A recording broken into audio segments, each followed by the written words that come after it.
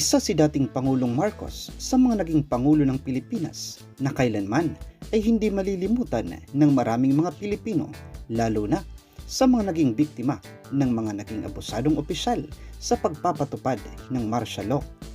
Sa bawat kanayunan na nilagdaan ng Pangulong Marcos sa layunin anya niyang mapanatili ang kapayapaan ng buong bansa dahil sa mabilis na paglago ng komunistang grupo na noon ay kumakalaban sa kanyang pamamahala. Ayon sa aming pananaliksik, idineklara ang martial law sa bansa dahil sa tinatawag na state of lawlessness na laganap sa buong bansa na naglagay sa panganib ng buhay ng maraming mga Pilipino. Ang pagdami ng komunista sa bansa ang naging batayan ng dating Pangulong Marcos na kung saan, ayon sa kanyang pahayag noon, ay nakakuha daw umano ng malakas na armas ang mga komunistang grupo mula sa China na siyang gagamitin upang pabagsakin at kuluhin ang mapayapang buhay ng mga ordinaryong Pilipino.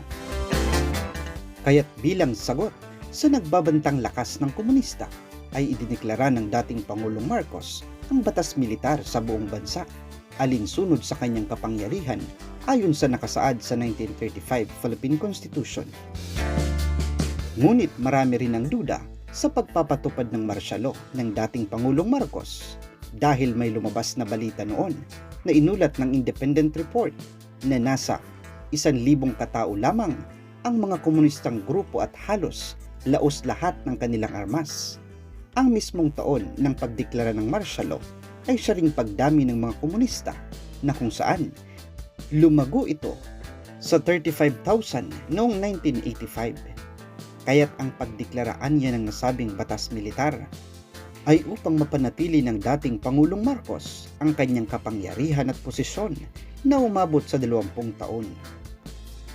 Marahil ay nakilala lang natin si Pangulong Marcos dahil sa kanyang mga magagandang ginawa at maging sa usaping martial law. Sa videong ito ay kilalanin rin natin ang kanyang mga kapatid. Number 1. Pacifico Marcos. Si Pacifico Edralin Marcos ay isinilang noong January 30, 1919.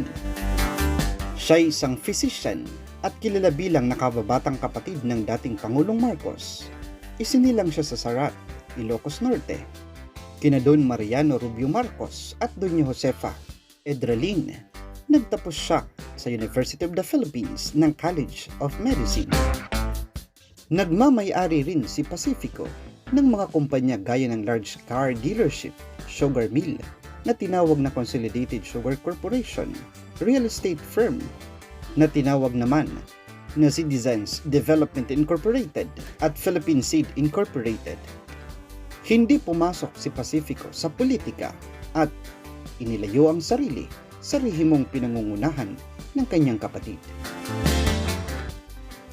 Number 2. Elizabeth Marcos Kion. Si Elizabeth ang pangatlo sa magkakapatid. Siya rin ay dating Ilocos Norte Governor mula 1971 hanggang 1983. Naging asawa niya ang isang Australian journalist na si Michael James Kion. Ang kanilang anak ay sina Michael Edward Kion na naging mayor din ng Lawag na nahalal noong 2019 at nagsilbi munang governor ng Ilocos Norte mula naman noong 2007 hanggang 2010. Number 3. Fortunata Marcos Barba.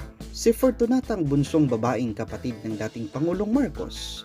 Siya ay pumanaw noong March 3, 2018 sa edad na 87 habang ginagamot sa ospital. Namuhay si Fortunata ng tahimik sa San Nicolas, Ilocos Norte, kung saan ang kanyang anak na si Angelo Marcos Barba ang naging vice governor doon.